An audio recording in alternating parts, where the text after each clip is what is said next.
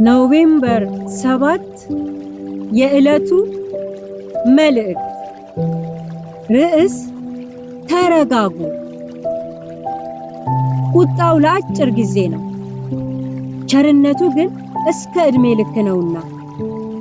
ሌሊቱን በለቅሶ ቢታደርም በማለዳ ደስታ ይመጣል። እኔም በተረጋጋሁ ጊዜ ከቶ አልናወጥም አልሁ። መዝሙረ ዳዊት ምዕራፍ 30 ከቁጥር 5 እስከ 6 አዲሱ መደበኛ ትርጉም። የታወከ ሰውን ከተሰማው የሐዘን ስሜት ለማውጣት መጀመሪያ የምንሰነዝረው ቃል ቢኖር ተረጋጋ የሚል ነው። ምክንያቱም መረጋጋት ከሌለ ስሜት አይሰክንም። ስሜት ካልሰከነ መፍትሄን ማየት አይቻልም። መፍትሄን ማሰብ ካልተቻለ ጭንቀት እየጨመረ ይሄዳል።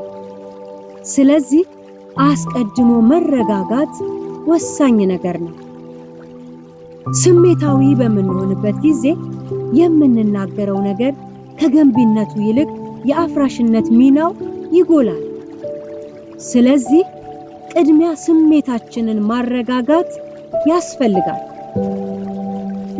አጠገባችን ያሉ ሰዎች ተረጋጉ ሲሉን ምን ይዤ ነው የምረጋጋው እንላለን። በዛሬው የጽሞና መልእክታችን እንዴት እንደምንረጋጋና የመረጋጋት ምክንያታችን ምን እንደሆነ እንመለከታለን። ዘማሪው እንደሚያስቀምጠው የሐዘንና የደስታ ጊዜያቶች እንዳሉ ይነግረናል።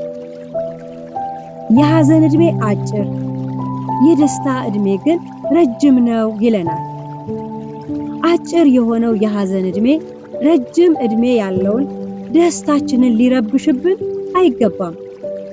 ይልቁንም ከእግዚአብሔር ሐሳብ ጋር መስማማት ይሻላል። ይህን ማወቅ ለመረጋጋታችን አስተዋጽኦን ያደርጋልና እኛም በዚህ እውነት ላይ በመመስረትና የእግዚአብሔርን ማጽናናት ተስፋ በማድረግ እንረጋጋ። ስንረጋጋ ከቶ አልናወጥም የሚል ቃልን እንደ ዘማሪው ማወጅ እንጀምራለን። የተረጋጉ አይናወጡምና።